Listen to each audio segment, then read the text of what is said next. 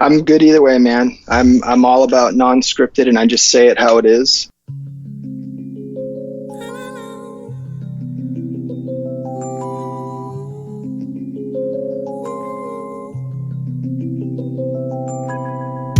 Let me take the time to get to know you. We can take our time, I'll wait as long as I have to. Let me take the time to get to know you. We can take our time, this love is still brand new. Ladies and gentlemen, welcome back to another episode of Raj Nation Innovation's Discover Your Inner Awesome podcast. My name is Rajiv Nathan, aka The Raj Nation. I am your show's host. I'm also the founder of Raj Nation Innovation, a hip-hop artist and a yoga instructor. Above all else, I am a storyteller. And I am joined by my co-host, Victoria Cohen. Victoria is the voice behind the blog almondsandasana.com. She's also a yoga instructor and community activist focused on helping you make positive lifestyle choices to impact you and the people you serve.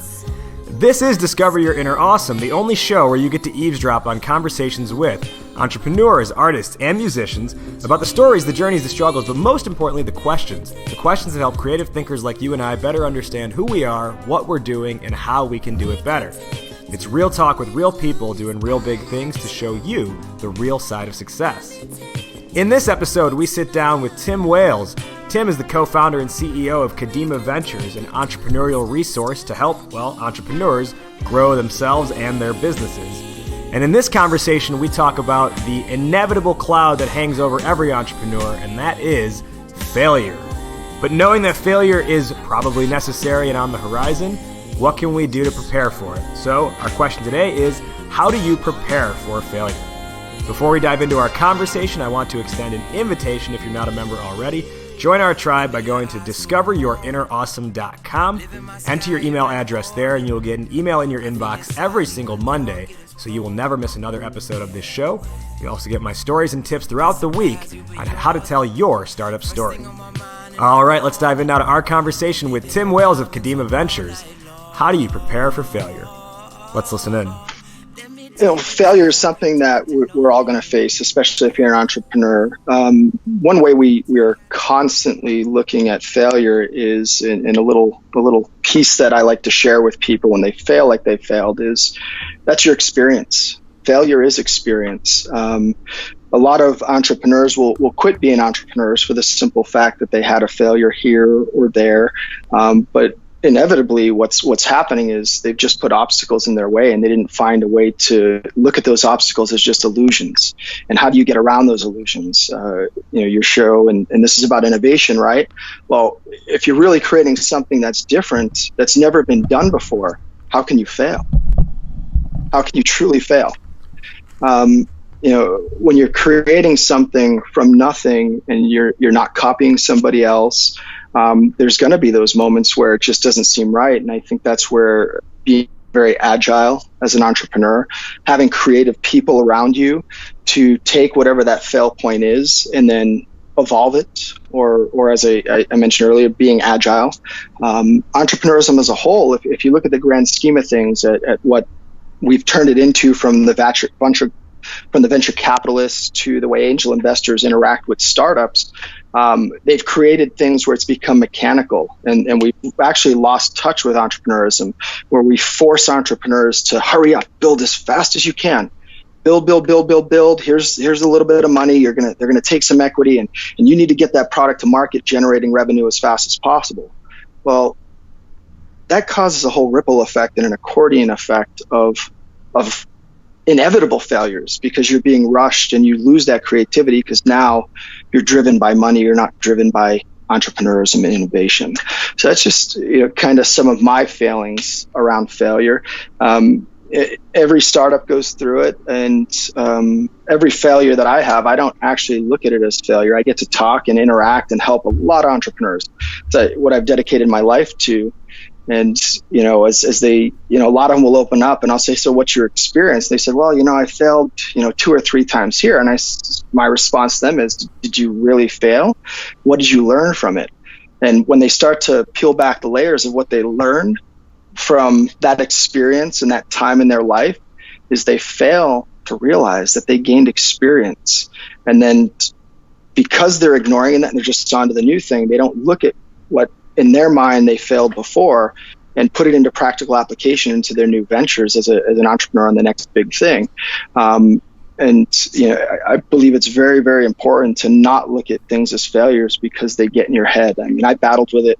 Our story is really kind of fascinating with my first kind of big exit and really how it played out, and it'll baffle most minds when I tell the story. But I've never looked at it as a failure, even though it was a success. But there was a lot of little pieces that just didn't go the way I envisioned it as an entrepreneur. They didn't go my way, right? That doesn't mean it's a failure. Somebody else looked at it as a success. And then now I'm able to take those experiences that would be deemed as failures and put them into practical application, working with entrepreneurs, working on fixing challenges like the challenges of the fact that very little money goes to early stage funding for companies. Investors have got accustomed because of the fear of failure, right? Investors will tell you, failure is important for experience, but yet they'll also judge you for your failures and not invest in you because they don't believe in you because you have had failure. So, it's counterproductive when an investor is going to tell an entrepreneur, well, that guy probably hasn't had success. Why am I going to invest in him? Let me go invest in the guy I've already invested in because he had success one time. And then they do it again. They do it 5-6 times with that same person, giving them a ton of money, which stops that entrepreneur that might have something that's just revolutionary from ever taking off. And then it really starts to get into the entrepreneurial mindset, right? We're all afraid of failing, and we use it as a crutch. I tell a team, and I mentioned it earlier, look at the fear of failure as just obstacles in your way, and those obstacles are just illusions. Find a way to go through them, get past them, and move forward. Kadima means in Hebrew forward. And that's what's important to us. We want to drive things forward. We don't want to let the fears of failure hang us up and knock us down. It's funny you mentioned the Hebrew meaning, because before we started, Victoria was like, where did they get the name from? And it's fun, we met at this point a month ago at the Fund conference, and one of the things that stuck with me was, I think the first thing I told Victoria was, so Kadima means forward in Hebrew. Yep. So exactly. Yeah, the brand recognition there is working. So there's a few things you mentioned that I want to attack here, and also part of what you said, I think I have a differing opinion / bone to pick with. So this will be fun. Let's first start with you mentioned when you tell people the story of your first exit, your first company, they kind of can't believe it. Can you let our listeners know and us know the story of your first exit? Yeah, I can give the backstory. I'll give a revised version here. I was my wife and business partner of many years was working on an executive level at American Express. I was going in and consulting, building a sales team for a telematics fleet management company before smart devices really exist. It was really called machine to machine back then. It wasn't called, IoT. It's evolved. So I was there kind of in the pioneer of machine to machine communications. And, I invested some money into the company, and then I was building out their sales channel, and they wanted to go public. And long story short, as I did my due diligence as somebody that really has no business investing, I just had money from working hard in my life, and I wanted to help them succeed. I realized they didn't own any product. As a matter of fact, they were renting their software. And I said, well, I built software and I enjoy doing that. And I jumped in and I had my wife, she left her corporate job, and we started building the software for this company in return that they were going to be honest and truthful, and they were going to do everything they said they were going to do. And the reality was we put money in and they never lived up to their end of the bargain. And here we are, we were building software for them that we were going to hand to them in a licensing model before licensing was really even a big deal. We were still on software, 10 plus years ago. And I remember flying back from meeting with a company in Texas, Rent-A-Center, and I got off the plane and I said, man, we just basically pretended we were a company that we're not. And we built and designed the product. And why are we doing that when this big company is interested in it? Why are we just giving it to them when they haven't paid us? They owed us well over $1 million. I mean, it was just an insane story. So anyways, that's how I got into the business in the first place. So long story short on that piece, we got off that plane and said, you know what? They don't have an NDA with us. They don't have anything. They're not paying. We don't care about their stock. They got into a bunch of trouble.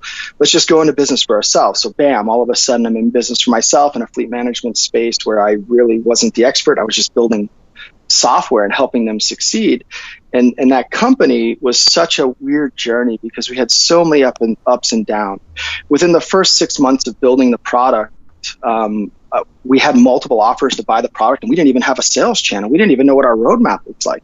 It was simply because we looked at building a product from an end user's perspective and taking on the challenges.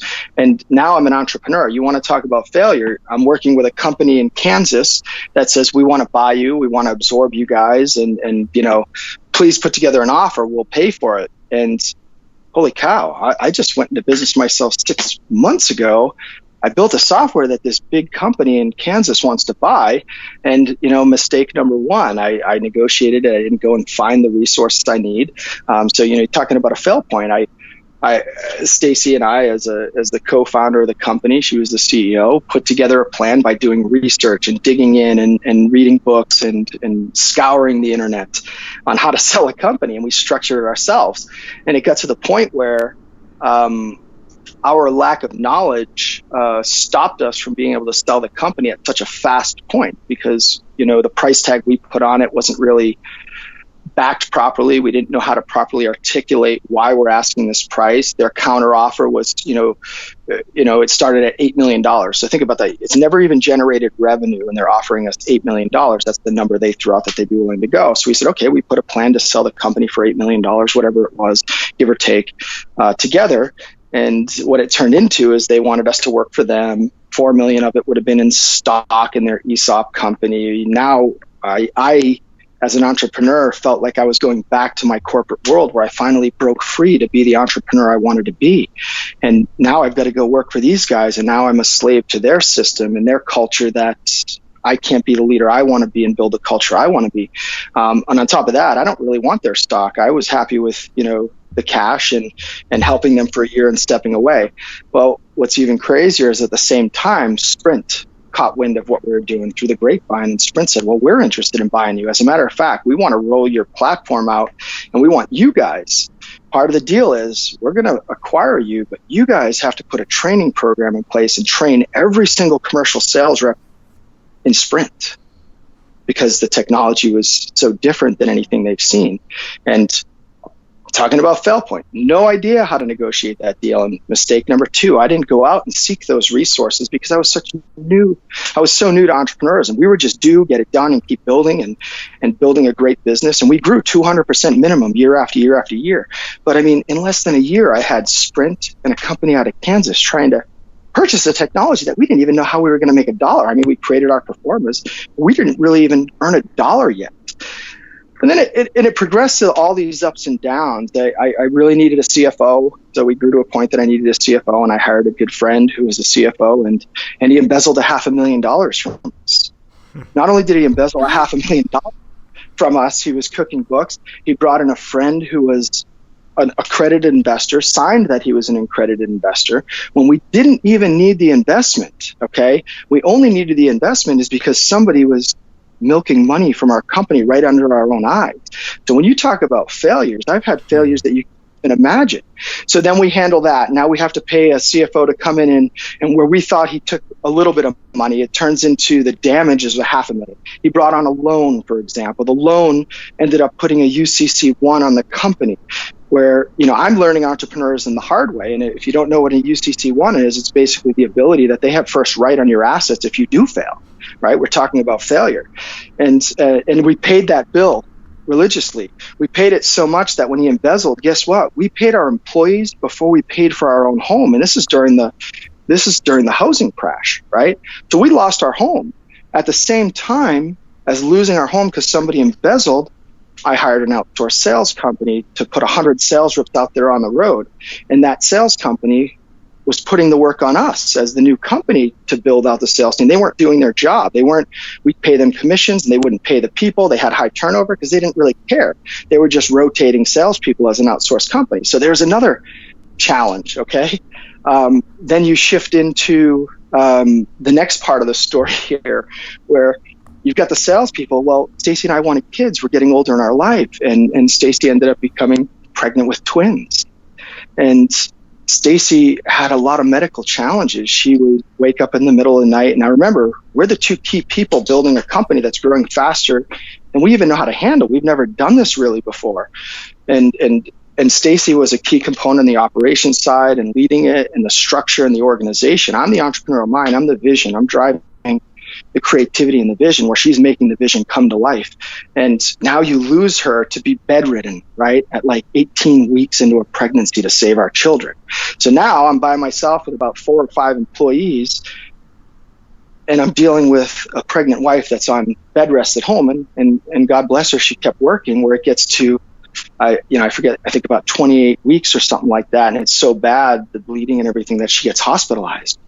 At that same time she's hospitalized, I'm in the process of dealing with my first patent troll. This has been just 2 years of running a business. And if you've never been hit with a patent troll and you don't know what a patent troll is, an entrepreneur, go study it a little bit, okay?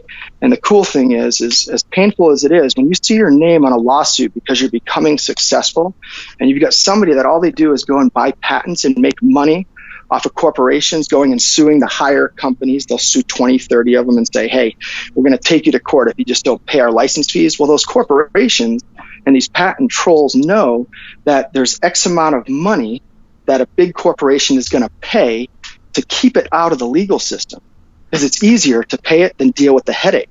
Well, guess what that does to the ripple effect? That funds their process, and then they go down to the middle tier companies, and then they get down to the little companies. But what was crazy is when I got attacked by my first patent troll, I was being classified with companies like Orbcom, Sprint, massive organizations. And here I am as this little guy, not even knowing what's hitting me, and I have no way to protect myself. And they're demanding, basically extorting money from me. Well, you know what I did? I stood up and I fought them, and I said, bring me to court. Let's do it. And you know what? They dropped the case because I proved that we were just a little company with not a lot of revenue and we're growing. And they left me alone. And then the story progresses where we had every big client you can imagine. We had deals that were $20 million deals. We did the RFP process. And every time we would get on the brink of major success, something would impact us. If it was the embezzlement, we didn't let that embezzlement bring us down, okay? We instead took it, and when we would sit in front of another investor or something, or a corporate partner, we'd be honest with them. And we'd say, hey, here's the scenario. And it's interesting because some people will not want to work with you because they think you're irresponsible because you let it happen. They blame you. Well, are you kidding me? We're just trying to innovate and drive business here. And when somebody is the professional at hiding things, you should be happy that we found it within 4 or 5 months. And oh yeah, by the way, Mr. Investor, we lost our house. We had to fire the sales company because they weren't doing their job. We were doing all the work. That sales company at the same time came back because they saw we were having success and tried to take us to arbitration. So I've been through arbitration, and we had so much evidence because we did such well documentation from our corporate lives. And that's where Stacy comes in, and the amazing team I had so much organization that we overwhelmed the arbitration system, where this company was just clearly in the wrong. But it still cost me $60,000+ to just protect our integrity, who we are, and what entrepreneurism is, right? What we're creating our company. So then we go to the next phase. Now we're just stuck in this company, and we had amazing ups and downs. I was under strict NDA, but I got to work with Google on their first ever, them releasing Google commercial maps, where I got to fly out in a private meeting. I got to work with Google's self-driving car before anybody knew it. And it was only because we were creating and we were always open and honest. But we always struggled with, really winning that big fish. You take Google, for example. I can't talk about the exact details, but I got a whopping $10,000 from Google for something that they're probably still using today. Well, that's immaturity. That's lack of experience, right? I could have been probably creating a residual income for a long time if I did it properly.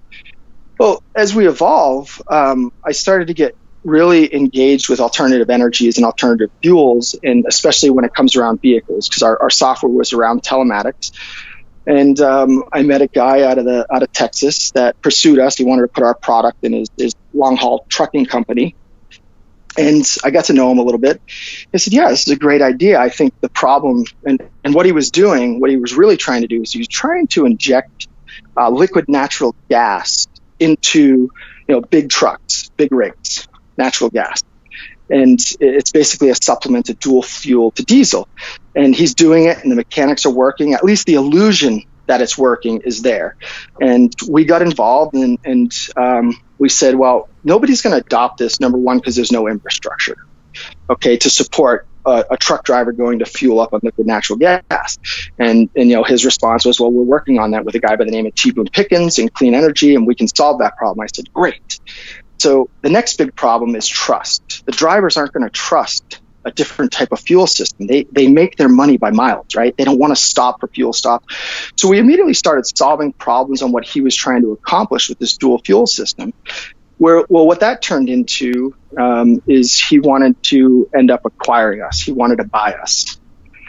And I said, man, we've just been stuck in this company. We've had all these crazy roller coaster ups and downs and life changes. And we lost our home. We were in debt and we bounced out of it. And I'm not giving you every detail, but it's that baffling. We got to a point where he's going to buy us. So his best friend and business partner was an attorney. So he had in-house attorneys. I didn't, and I was struggling for money at the time because I was still recovering from the accordion effect of that CFO brought in a loan that told us it was like 14%, and that's how he pitched it to us, but it ended up being like 29%, and it was draining our cash flow. And if we didn't pay that bill, they take our asset. Well, our only asset is our software, and that means we lose everything. They get access to our residual if we don't pay that bill. So what do? Do you pay your employees? Do you pay that bill? Do you pay for your home? Especially when somebody just embezzled from you. So long story short, the CFO put a whole recourse of a bad investor in there, a bad piece of debt on the company that locked down assets. And that's what happens. That's a lesson learned that I'm very cautious when it comes to the CFO on the financial side. So the guy's about to buy our company now. He wants the software because what we did is we went and immediately designed it just the way Kadima does it now. So we were doing it way back then and it's working. We went and designed and said, hey, if you created a platform that looks at the actual analytics and how much liquid natural gas is being pumped in the vehicle, how much less diesel you're using, how many more miles you get, and you start to put it in a user-friendly format, and then you build trust with the drivers, and you start to quantify that in the trucking industry. If you save 1 cent per mile, you're a god. Well, we were saving 12 to 14 cents per mile. So we had a whole different challenge with this company, where now it's almost unbelievable. But point being is now the guy and his attorney friend are doing due diligence on us. Really awkward situation. Part of the due diligence, and this is a little hint for entrepreneurs, when they're doing due diligence, if they sign an NDA and non-disclosures and non-competes, the rule is, I'm not saying what they did was bad business, but the rule is you're going to uncover things on a company that gives you the upper hand when you're doing the due diligence. So one of the things they discovered was the company was kind of stable. We had an amazing product. There was a lot of traction. We could have probably went and pursued somebody else to buy us. We were too busy just building the business and surviving, that they discovered that there was that weird debt, that really expensive debt I told you about, that had a UCC1. So when they placed the offer to buy the company, they signed. The due diligence was done. Bam, we sold the company. We took equity in the new companies to do the alternative fuels. We're going to work. We then went to a convention in California. Stacy and myself bump into a guy that is kind of the predecessor for T-Boone Pickens, a major oil tycoon who happens to be huge in liquid natural gas. They fall in love with us. Long story short, I said, hey, he's on my bucket list to meet. The guy says, hey, come out in a week. You can meet T-Boone Pickens. We'll go to lunch and we'll hang out with him. Well, we helped those guys that were buying us. And by the way, they had signed about 2 months before to buy our company. And I won't get into the numbers, but they weren't paying us. So our investors that we had are getting mad because they all signed off that we sold the company. And our investors are starting to think, hey, Tim and Stacy ran away with the money. We're like, oh my God, all we're doing is the right thing. Because the guy, what we found out is they lied. They didn't have the money to pay what they offered for the company, but they wanted to lock it up legally so they could take the company. Well, we helped them bring in T-Boone in a unique deal. Then we helped them bring in one of the largest logistics company in the country out of Michigan that we're still very close friends with today. And because we put structure, we took an entrepreneurial approach, we put performance in place because we did it in our company. We had all this structure. We made this trucking company and this guy with this idea look like a god. I mean, we did everything. We did all the work and they took the credit for it. And long story short, they weren't paying us. And we knew how to secure ourselves legally. So, Stacy got attached to the operating agreement, to the corporation as a managing partner. Therefore, the guy in Texas that was buying us can't do anything illegally.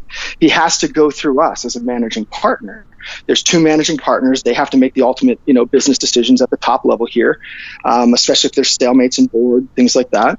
And what this guy ended up doing is we ended up finding out that as we peeled back layers, we started exposing him on things. He started to solicit my wife and I actually for sex and demanding that he would crush us if we say anything. He threatened my family. He's an avid gun collector. He threatened to kill my children if I expose him on certain things. We pointed out in a board meeting with these very powerful people that the CEO and his attorney friend are taking money. Well, you know what they did instead of paying us? They went behind our back and negotiated with the loan company, to buy the UCC1. Therefore, they got our assets because that loan company, we only had $18,000 left on like a $100,000 loan.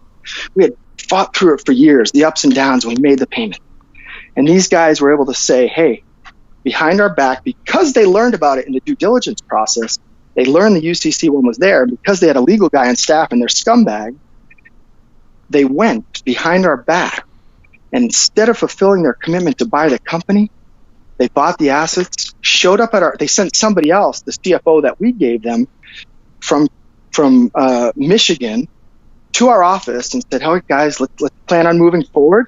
And the guy comes into our office and says, "So now that we're going to sign the documents to foreclose on the asset, do you know what our faces were like when somebody shows up?"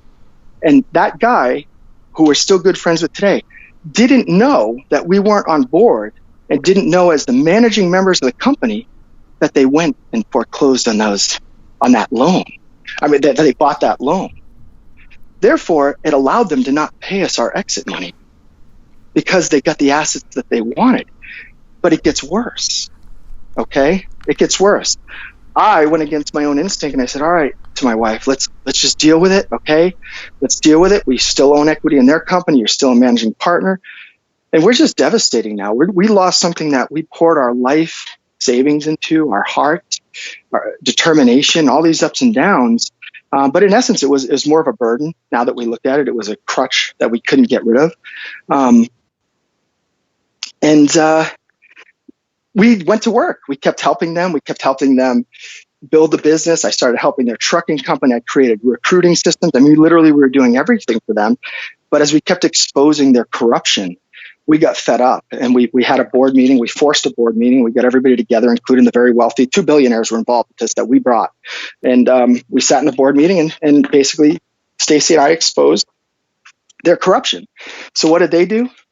They did all these types of things to illegally create documents in the Texas legal system to secretly try and take over and kick us out of the company. Completely illegal. It's illegal to this day. It's still actually going on to this day. And what's cool is we're right now the prevailing party because they've been. You don't screw billionaires over and think you're going to get away with it. Okay. They showed up. We were moving offices, and this is right before Kadima started. We were moving offices, and my employees come to me and say, "Hey man, there's a weird guy out there. He's in the parking lot. He's taking pictures of us. He's following us around. He's making us feel uncomfortable." And my response to the employees are, "Well, hey, did you approach him?" And they said, "Yes, we did. He said he's looking for the bank." I said, "Well, did you show him where the bank was?" "Yeah, I pointed over there." I said, "Well, did he go over to the bank?" And they said, "No." I said, "Why don't you walk him over to the bank?" And what I was doing is I was setting the guy up, because this bank was a closed business bank that you had to have authorization to get in there. You have to ring a doorbell. So I asked the employee, I said, hey, go walk him over there and see if he tries to walk in the bank, because now we'll blow his cover. Well, sure enough, the guy wasn't there for the bank.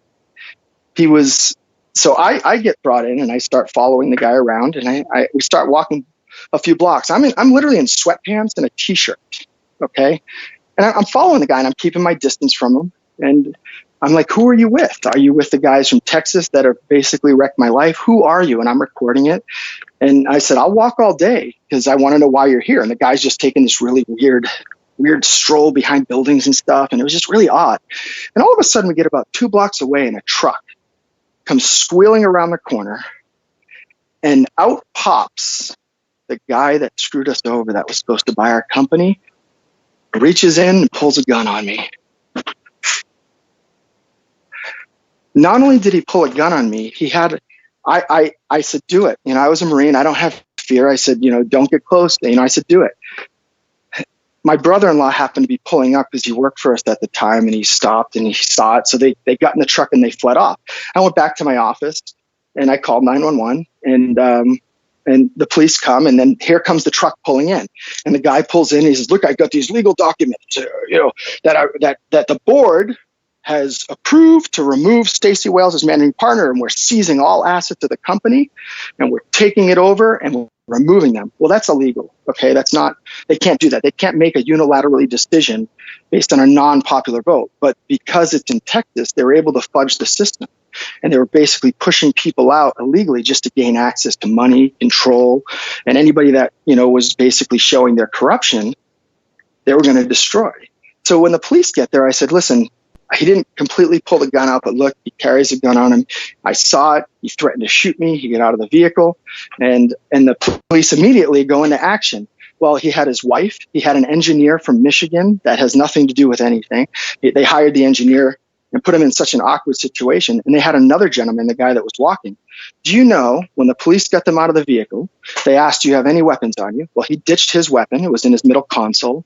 They asked his wife, do you have any weapons? Because they're taking him out at gunpoint in our business parking lot. When they get out there, the wife walks up to the police officer. They reach in her pocket and she has a .38 special load. Never mind that. Okay, now they're cuffing her because she didn't have because she didn't acknowledge that she had a weapon. They had a fully loaded AR-15 in the vehicle.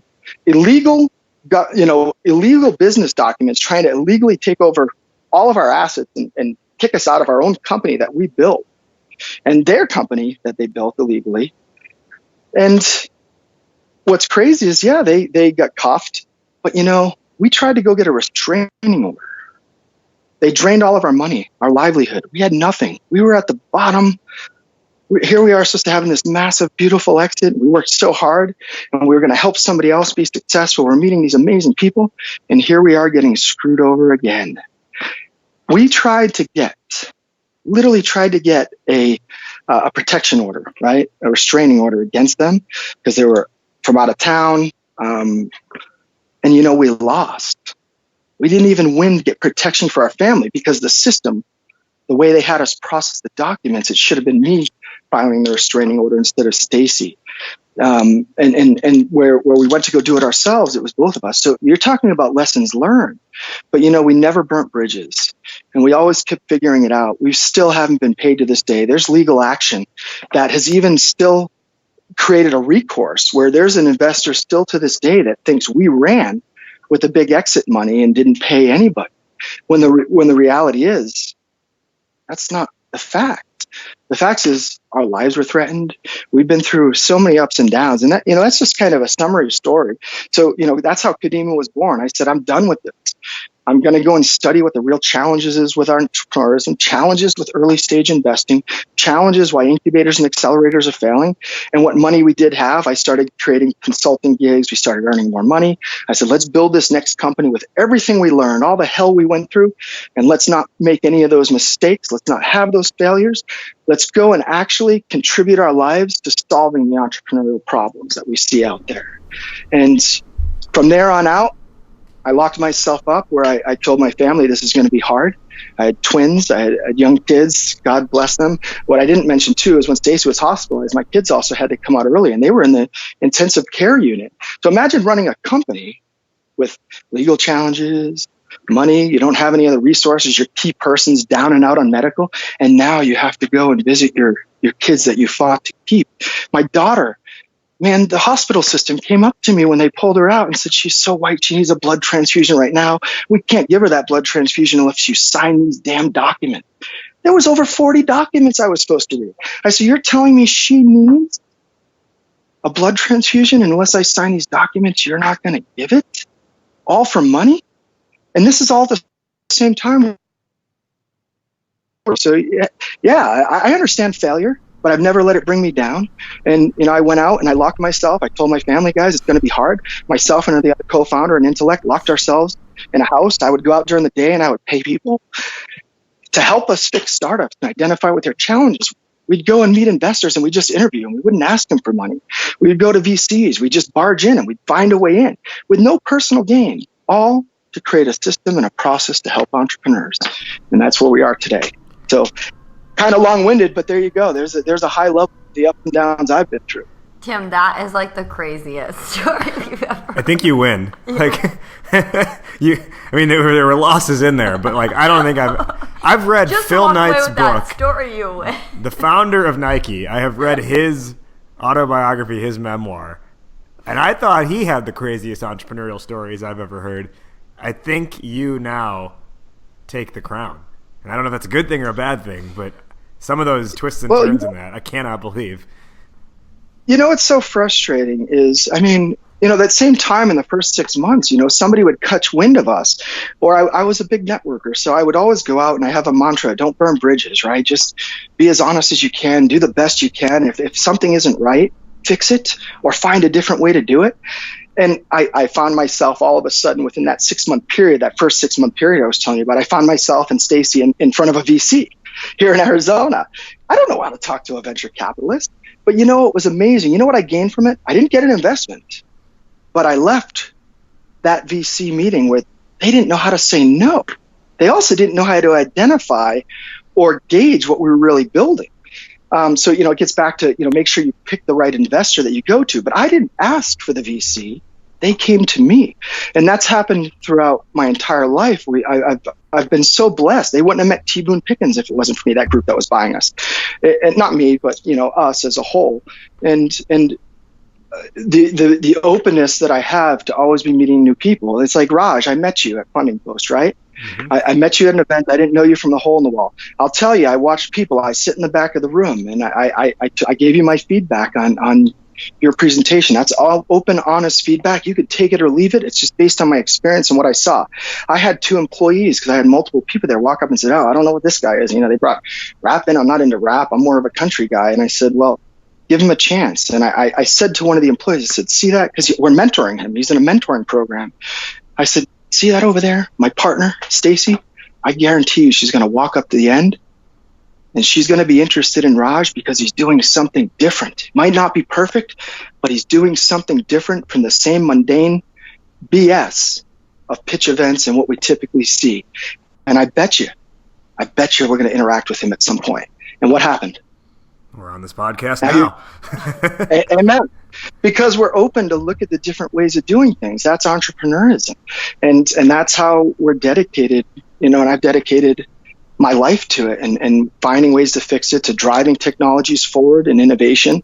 One of the things I'm most blessed about it, and I just told you, before we started this podcast, I was on such an amazing call with somebody, is I can have these intellectual conversations with some of the smartest people in the world. And I get to work with these extremely smart people. And you know what? If they understood these really, really smart, these intellects, right? If they understood how the entrepreneurial world works, on how to put a front-end business on something, not talk too technical, if they, as Raj would say, knew how to tell their story, we'll have more investment in early stage innovation. Mm-hmm. And that's the truth. So coming back to, I think, some of my insights I drew out of the story you told around your sort of the ups and downs of your first venture. And a side note, I will say, You can't get a better name for the natural gas or oil industry than T. Boone Pickens. it's like J.D. Rockefeller and T. Boone Pickens, the original tycoons. Well, you know what? And that story gets so much deeper. It's like we met them. We were at the bar because the people that we were working with, the guys from Texas, they're not the social butterflies. They don't understand what it's like to build something from nothing to something. They knew the trucking industry, right? And I didn't know they were scumbags because there's more to it. The technology that they were using, they ended up stealing from somebody else where they were coining it that was theirs. And this is all the stuff that we uncovered. Yeah. And that's why our lives were threatened. I mean, still to this day, we had to move. We had to pick up and move from a house we were leasing because we already had lost our home just because they were threatening our lives. But if I and Stacy didn't start talking to a gentleman at the bar, and Stacy knows when she started the initial conversation and said, "Oh my God, Tim loves T-Boone," and she introduced me to him. And if we didn't have a conversation, and if I didn't say, "Hey, what an amazing man, I would love to just have lunch and pick his brain someday," and that led to meeting him to the point where his group, Clean Energy, and Peter Grace, who's his son-in-law, were giving the company that we helped bridge that gap unlimited money to go and buy trucking companies. Do you know why they were giving us that money to buy trucking companies? So we could force the natural gas system into the cars. And T-Boone, we were able to even identify problems with T-Boone's infrastructure. He built all these clean energy fuel stations all over the country, and some of them never even seen fuel. So you're talking about trying to get mass adoption, and there's range anxiety. There's all these different challenges that those big corporations or shallow-minded non-entrepreneurial people don't think about. One of the things that we brought up early on in that whole scenario was, do you really think truck drivers are going to want to stop for diesel and then go over to a different station and fuel up for liquid natural gas when they only make money when there's miles being put on the truck? And that sounds so common sense, right?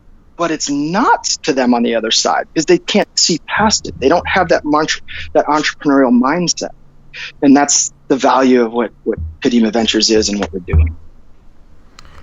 I think, so when we look at kind of that overall narrative, one of my key insights I drew out of that was, it sounds like a lot of the repeated mistakes came from, I think as you said, it was, you said lack of knowledge held us back. We tried to do it ourselves. And I think that's something that many entrepreneurs deal with, myself included, we talked in our previous episode with RJ Pahura about scaling knowledge, which was around the whole topic of getting out of your own head and relying on other people. But I think that's one of the biggest things that creates failure is the belief that you can and you should do everything yourself.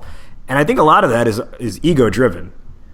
Yeah. And I know in my own journey, it's been, when I look at the last probably 7 years, I kind of feel like every day or every week is just like a fight to get a little bit more in control of my own ego and not defeat my ego or crush it, but understand that I shouldn't be making decisions from the place of ego. I should be making decisions from the place of what's best for business. So I have, sort of a thought or question to throw out there. So just really quick background on me. I left my job in corporate. I worked for Pepsi for 5 years, a little over a year ago, and I teach yoga. I have a blog that I'm building a sort of brand and business around. And it's really weird because I'm scared of failure every single day. But it's kind of like what you said at the very beginning, Tim, that some people see what you went through, all those crazy things, as ultimately a success, whereas you may have seen all the little pieces as failures. And I think what I'm trying to wrap my head around as this first situation where I'm kind of going off and doing my own thing is what is a success or a failure in what I'm doing, right? So is it a success if I make money? Is it a success if I'm well known? Is it a success if I just literally produce content every day? What's a success and what's a failure? And that's something that I know as, again, in sort of my first iteration of being on my own and creating something from scratch, that I just don't even know yet what my success or failure, how I'm defining that. Have you gone through that process, Raj? I actually think that's part of the downfall of my last business idea, Lemon, was not having between my co-founder and I, not having between each other, but then I think also internally in my own head, what does success look like ultimately? Yeah. Because if you can't define that, it makes, right, because everything's going to be a trickle down from the ultimate goal. And if you don't know what the ultimate goal is, you leave yourself open to making any type of decision at any given moment. Go ahead, Tim. Yeah, let me give you this insight, okay?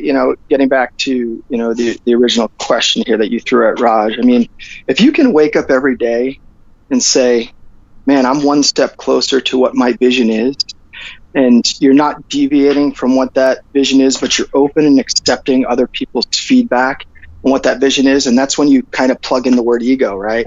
Ego is something we talk about constantly here. Number one, I was a U.S. Marine. Okay, I was very, very blessed at what my Marine Corps career was, and it made me the leader I am today, where I'm so blessed that people want to follow me, they want to interact with me, and it's overwhelming at times to the point where I break down in tears because you're supposed to be that rock, okay? And our ego will destroy you. Now, to kind of bring it full circle for you both, here's some insight that I'm going to share with you, and this is my opinion, okay? And this is my theory based on my years of experience. Investors, I don't care if it's an angel investor or a venture capitalist. If you're in the startup world, you've interacted with them some way, somehow, or you're studying or thinking about how you're going to interact with them to be successful. Well, that's become the go-to and the only strategy for your success. Kadima was built organically from the ground up with no outside investors, no loans, and not a single dollar put in from either of the three founders, and to go from zero to $14 million in 1 year because we're helping others and rewarded and taking risk. That's a blessing, and that means ego hasn't consumed us. But venture capitalists and angels force you into a box. You have to do it this way. You have to get up there in that 5 to 8 minutes, and you've got to give that elevator pitch and think there's going to be a call to action for that investor to step up and want to go meet you. Where, just like at the Funding Post event, the guy that won, well, he did a magic trick. He burnt some fire on the stage. He just had a self-confidence about himself. That's why he won. He didn't win because his idea was better than everybody else's. He won because he entertained the investors, and their instinct said, some reason, I want to work with that guy. And so confidence plays a big role into it. And keeping your ego in check is extremely crucial. As a Marine, we are bred to be egotistical pricks. Period. I'm serious. We're known as a very elite, the toughest military force. We have more pride than any other branch. We have more dedication and more brotherhood. I could hate you, Raj, but if you were a Marine, I'm going to love you for the rest of your life. And if you call me, I'm going to come as your brother. And I instill that same culture into the companies, not the military approach to it. But what I'm getting at is getting back to the investors and VCs. They've put entrepreneurism in a box where you do it this way. It has to be done this way. And guess what, people? That's not what entrepreneurism is. Entrepreneurism is the creative flow, to be able to create, the ability to do things that nobody else is doing, to improve on things, to drive different angles of how revenue is generated, different market. And we get into the big corporations. The big corporations make that very difficult. If you look at when I told you Sprint and the other ones are trying to buy us out, well, that was at the crash of the housing market. But what wasn't crashing, corporations like Google, Microsoft, IBM, all of them were doing what? They were acquiring as many small companies as they could. That keeps them in power. And a Google executive once told me, and I love the guy, he's an advisor in one of our companies, such a fascinating gentleman. His story is fascinating. Said, one thing I always remember when I met the founders of Google is we instill it in our employees that any given day we could be irrelevant. Yeah, so whatever you're both doing right now, you could be irrelevant tomorrow because somebody else with more money and more power does it better than you. Well, did you fail? No, you didn't fail. You pioneered it. You started it. Be proud and move on to the next thing. So I'll bring that back to the kind of earlier I said I have a different take or almost like a bone to pick, and that is, so I was listening, this was probably a year or so ago, to an episode of, I think it was the Entrepreneur on Fire podcast, and John Lee Dumas, the host, asks the woman on the show as his guest, what's your biggest failure? And her response was, she said, I have a tough time with that question because I fundamentally don't believe in failure because every failure is a learning opportunity, et cetera, et cetera. And I am like adamantly opposed to that mindset for the reason that, yes, every failure is a learning opportunity and you will grow from every failure, and that's fine. However, and this is my own mindset about it, I know I will not successfully learn from a mistake if I don't tell myself, hey, that thing that happened was a failure. If I look at it and I was like, oh, it was just a learning opportunity, I don't think I'm actually going to put that learning into action. And a lot of how I run my business now and a lot of the advice I give to startups now when I work with them is because I can say to myself, when I was running my first company, I didn't do this thing, and it failed in this way, and I'm not going to do it again. I'm not going to let other people do that again. But for me, only if I almost like brainwash myself and say, and label it a failure, can I put it in that mental file cabinet of failures to say, okay, I can draw from the learning and do something different next time because I know it did not work, because I know it failed when I tried it this way the first time. Yeah, well, it's so interesting because you could fail because it could be just lack of funding. You could fail because you just weren't mature enough as a leader, but you just got experience that helps you become the leader you want to be. And I'm sorry, there is failure out there. And sometimes I see entrepreneurs that are repeat offenders where they make the same mistakes. Or I'll meet entrepreneurs, and honestly, a prerequisite to even work with us, typically we're targeting you as a startup because we're putting first money in, we're really getting involved. But when we engage with that startup, if immediately when we bring their team together and we put people around them, if it's all about them, and they're creating this facade that they're so perfect, you know what we want to know? We want them to share the failures. That tells us where they're missing pieces. Maybe a lot of times it's just their ability to tell their story. So where would Kadima step in? Hey, Raj, man, I got this company. They're onto something hot. Their ego sucks a little bit. But man, they just telling their story. That's what we're about. Connecting the dots, not knocking people down when the failures are their burdens. People know I'm going to succeed one way or another. And every one of my employees, I wear that on my collar. They know I'll work just as hard as they will every single day, if not harder. When they feel there's an obstacle in the way, I reinforce, hey man, just remember, it's just an illusion. What's another way around it? I like to preach the power of threes. If you're going to go and your sales channel is, we need to get to Microsoft because we know Microsoft's in virtual reality. We have to get there. Well, the first thing I go back to them, well, what's your approach? And a lot of times it's really shallow-minded. All right, well, I'll just go on LinkedIn and I'll look somebody up and I'll call them. Well, no, your approach should be a three-prong approach. Find somebody in your network that has access there, find that LinkedIn approach you were going to do, and then start making a call and get three different people. If you start to value the power of threes in your failure, look at a failure point and say, did I look at three different ways that I could have addressed that failure? More times than not, you're going to solve your own problem, and that's more experience. And I've proven it time and time again, that power of threes. Don't go for one investor. You need to be going for three investors. You don't need to be going for five investors right now. You need to focus on the three that make the most sense to you as an entrepreneur. But also, entrepreneurs have got lazy. Entrepreneurs are waiting for the investment instead of building your damn company and your product. You know what? Get up and go find a corporation, battle your way in there and say, hey, here's what I'm creating. Is there any chance I can meet with your R&D team where maybe they can assist me because I am an entrepreneur? Find a way to be successful. Don't follow the traditional path if the traditional path isn't working for you. I see entrepreneurs, I kid you not, that we looked at 3 years ago that we helped for free, that are in the same freaking state we left them 3 years ago. And what we would do is we'd leave them a roadmap behind and say, hey, here's some things you should do. And then I'll ask them, so now you're coming back to us. I said, did you do and engage any of the things we made suggestions on doing? And you know what? More times than not, no, they didn't. They were doing the same crap they were doing, and most of them are sitting around waiting for investors. It's played out statement at this point, but the definition of insanity is doing the same thing over and over again and expecting different results. Yeah. I mean, think about it. I really had 3 chances to sell my company, and then a 4th we actually did. And the other 3 would have been amazing, right? I would have been blessed, and I wouldn't have got involved with a scumbag that, really screwed my life over. But I did the same thing multiple times. I didn't go and get the outside help that I should have got. Now, part of it was money. Part of it was I needed to sell to survive.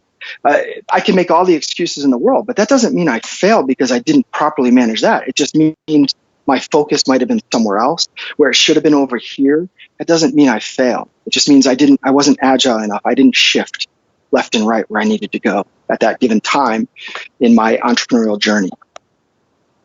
Can you go just real quick here over the next couple minutes, and then we'll transition over and begin to close out the show. I've not heard before the power of threes, and I really like that, and I think it's really valuable both for us and the listeners of this show as well. So can we maybe just do a really quick workshop of an example of an event that could happen and how to power of 3 yourself? Yeah, I'll take you okay if I kind of talk about our event that we're having for entrepreneurs in January? I'll give you a good example. Go for that. Okay. So let's take the power of 3s. We know that early stage investing is failing on a grand scale in the traditional fashion. But in the ICO, initial coin offering world, there was, I think it was $7.6 billion in the past 2 years was raised on white papers. I'll repeat that. $7.6 billion has been raised through initial coin offerings for technologists to build advanced technologies on a token, a digital token. And those engineers and these people creating it, that $7.6 billion don't even have to give equity. Okay? It's crowdfunded. And this year alone, $6.2 billion was raised. Of that 7.6, 6.2 was raised this year alone. In July, there was $500 million raised. Well, if we know we have an early stage funding issue, right? Well, there's something that started. There's a momentum that started to kind of fix that issue. So we're seeing more technology advancing. We're seeing things pop out of everywhere. But let's take the power of 3s at our event. When we created this concept and we locked ourselves away for a couple of years and we started exploring corporations and investors and entrepreneurs and helping entrepreneurs, we realized that there was really 3 parties that needed to come together, okay? And taking the power of 3 mentality that you asked me to share an example of, we said, well, you need investors. But then when we would go to pitch events, we noticed the quality of the startups really kind of were horrible for the most part. And the investors really knew that and they didn't want to get involved. So you've got investors, you've got startups. But what's missing? If only, we have less than 1% of companies really succeed and have it exit, okay? Well, who's doing the exit? I mentioned it in my story earlier. Sprints, Googles, that's the exits. So the power of 3, we brought investors, startups, and corporate sponsors together. And what we're going to be doing is now you're going to validate things. Let me give you the power of 3 where we expand on it more. We're going to force the investors. We're going to teach them about ICOs in a fun fashion. We're going to entertain them because they're sick of the same format. And we're going to say, hey, by the way, this morning's just for you, but we've vetted out these amazing startups and partners and these corporations that care about entrepreneurism, and they're right behind you, right behind this stage, and we're going to open that doors up. And by the way, we want you to get out there. We've just issued each one of you investors some digital tokens, and we want you, because we're sick of people not engaging, we want you to get out there in the audience. We want you to go and take some of those tokens we gave you, pretend they're digital currency. We want you to give them to the companies that you think present themselves the most, have the most innovative idea. And then we're going to aggregate that data. We're going to say, well, hey, Raj, you're an investor, and I'm an investor, and 50 other investors committed to startup A. Well, holy cow, what's that going to do if you show that data in real time to other investors? Well, there's the power of the investors. Other investors see now, instead of guessing, they see others are interested in that project. It's going to bring more awareness, drive more money to the project. Well, if you have corporate sponsors in the same room, right? You have corporate sponsors in that same room. Well, the corporate sponsors are going to say, holy cow, all the investors are really interested in Raj's idea. We might want to look at that. Well, there's another investment opportunity. There's 2. I've got investors, we've got corporates. And then you get the startups. The startups are creating revenue for our economy. They're creating the next generation jobs. It gets back to the heritage of what this country was even founded on. It was founded on small business. It was founded on entrepreneurs, and it drove our revenue for so long and so many years, where we've switched to an oligarchic state. But there's an example of the power of the three. Psychologically, we've got into all three of those three different groups. Okay, we've got in all their heads. And then you've got the people like you, Raj. You got the people that are the support system, the ones that I didn't go to help me sell my company, that are going to be blended in there. So we've got that fourth mix. And those same people, okay, that are the solopreneurs or these amazing talents that can help entrepreneurs, they typically can't help them because the entrepreneur can't afford them. Well, what if there was a system and a process and a corporation that's ready to get involved? Well, that brings money in. And if there was a trust system, that money is now being distributed in a trust system like blockchain. And now there's trust between the investor, the startup, and the corporation. And now we're making an impact in that 1% of actual exits in this world. I don't know if that clearly explains it, but that's the power of three. You could take it from another perspective. I'm going to go build a product. I'm going to build the next generation product. Well, entrepreneurs tend to look at it, this is the way I'm going to do it. My ego's out again. Nope, you're not going to tell me different. My experience at 24 years old is way better than yours, sir, at 40. I'm way better than you. I know what I'm doing. And that's okay. You have to have that drive. That's your vision. But there's not a single project we don't look at it from three different perspectives. We look at what are the three sales channels. Immediately, my team, if we look at Raj, hey, Raj, we're bringing you in. We want to help your podcast grow. We think it's amazing. You're giving back to the community. You're aligned with our mission.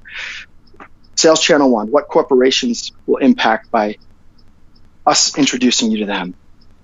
What investors might be interested? How do we sell it? What's that sales channel? If you could find three different ways to solve a problem, only one might work. But the point is, you didn't get shallow. Your mindset wasn't so shallow that you only found one way to accomplish something. So it resonates in many different ways. We have an entrepreneurial program where for us, we do a lot of research and development. And if I don't breed leaders of tomorrow, I don't want to sound cliche here, but you take baby boomers, right? Baby boomers that controlled the majority of the money in this world, especially from an investing perspective, they really have no respect for the millennial generation for the most part. So why are they going to invest their money in them? And then take it another step here. Take it one more step. Who is building that millennial generation and my kid to be the leaders of tomorrow? Nobody.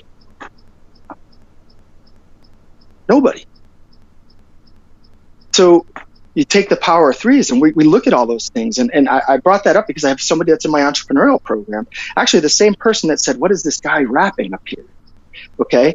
And I took him and I said, hey, look, you had a business. It really wasn't successful. I showed him where it wasn't successful, but ultimately he made the decision to walk away. And I said, if you want to be in our entrepreneurial program, we need to be leaders of tomorrow.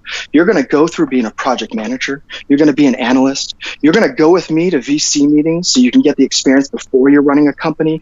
You're going to go with me on board meetings. You're going to go with me and just be a fly on the wall and listen and learn. Do you know the amount of experience he got? I sat and I took him to meet a venture capitalist, his first one up in Utah.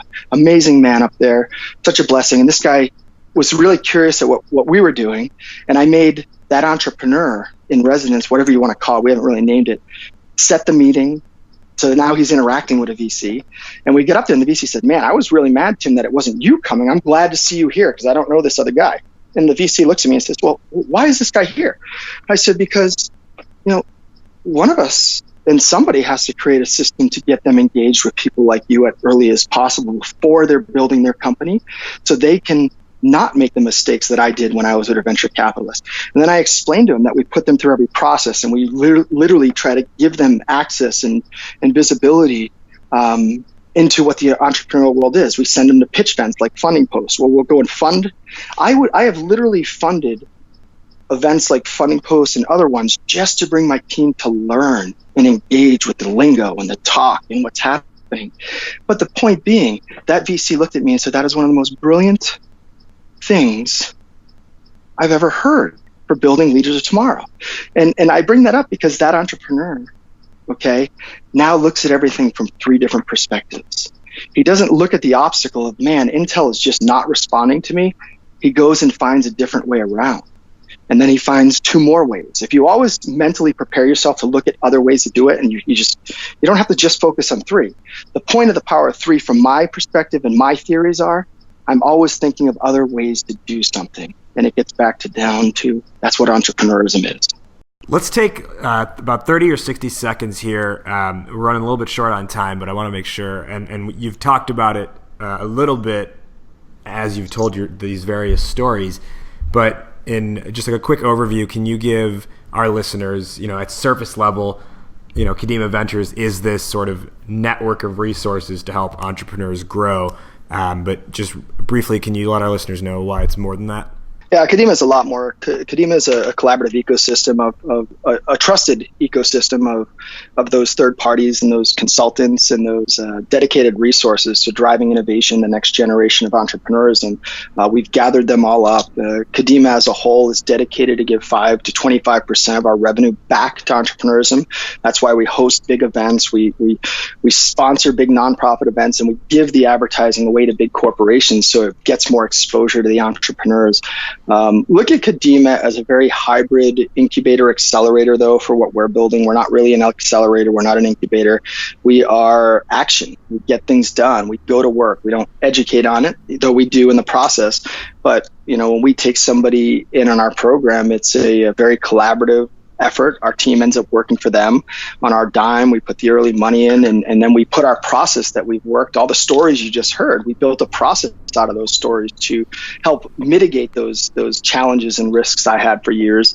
And, it's so amazing when you could take this brilliant mind that has 2 people working for him, and one guy's, working nights because he has a full-time job to support his family, and the other one's, working, as an Uber driver, maybe trying to build his job. And then all of a sudden you can go and you can put 20, 30, 40 people to work for that company because the idea is so great, and trust in them and give them hope. And then host big events that you bring investors together and you force investors to interact with them instead of just getting people on a pitch stage for 5 to 8 minutes. So Kadima is very much an entrepreneurial ecosystem. We're really dedicated to research and development and driving next generation technologies. So to wrap up our conversation, then, we will do our once around, answering today's question, given what we've talked about in this conversation. So we'll start with Victoria, we'll go to me, and then Tim will close with you. Victoria, our question today was, how do you prepare for failure? Well, I think after listening to Tim's wild stories, I think I agree that failure is sort of inevitable in a lot of situations in life. We're always going to hit stumbling blocks, whether they're massive failures or just little hiccups. And so I think it's keeping an open mind as to what that failure actually means. So in some instances, Tim was saying, maybe it's just that you weren't, a mature enough leader, or maybe you didn't have, the right resources, or maybe you did make a really poor decision, but sort of being open to the fact that it could be a number of things. And just knowing that it's going to happen at some point and not letting it totally ruin you. My answer for how do you prepare for failure, I think it's a combination of basically creating mini failures that prep you to mentally undertake when a big failure happens. So having taking risks in low stake scenarios so that you can, when you make a high stake risk that does not pan out, you can withstand that and still move forward. And I think combined with that, as I said before, in my mind, you have to label it, at least for me anyway, I have to label it a failure in order to learn from it and take action on it in the future. And the last thing I'll say that I think is crucial to all of this, which I know has helped me a little bit, each day, each year that I grow, is make decisions by removing your ego from the decision-making process. Tim, how do you prepare for failure? Well, I think number 1, be agile, right? Power 3 is acknowledge the failure. Don't let the failure be your crutch, right? Take that and do everything you can, the physical therapy, to learn from that failure. And, take the physical therapy aspect. If I sit around because I had an injury, because I crashed my dirt bike. Well, is that a failure? No, I'm going to rehabilitate myself and use it as a learning lesson. Why did I have that accident? Why did I fail? And agile is very important. I think if you're agile and you always are looking at 3 different ways to accomplish something, can you really fail? It's a good point. And I like the dirt bike analogy as well. Tim Wales, thank you for joining us on the show today. You're welcome. Appreciate it. Fun times. That wrapped up our conversation with Tim Wales. Tim, thank you so much for joining us, for sharing your journey, your experience, your story with our audience. Did you, the listener, enjoy this episode? If so, the best compliment you can give us is a rating and review on iTunes. Ratings and reviews help more people find the show, therefore more people get to discover their inner awesomes. While you're leaving that review, go ahead and subscribe to the show on whatever platform it is you listen, whether that is iTunes, Google Play, SoundCloud, Stitcher, or the various other podcasting platforms and networks in which you can find the show. For full show notes, references, and resources, grab it all at www.discoveryourinnerawesome.com. That'll do it for this one. Thank you again to Tim Wales for joining us. For Victoria Cohen, I am Raj Nation. You have been listening to the Discover Your Inner Awesome podcast. We will see you next time, but in the meantime, take care and be awesome today. But ain't feeling it, it's obvious. My baby's sweet, I mean she's sweeter than all outdoors. Love course, in my veins and out of my pores. I want you and I need you. Won't you come and see me? I want you.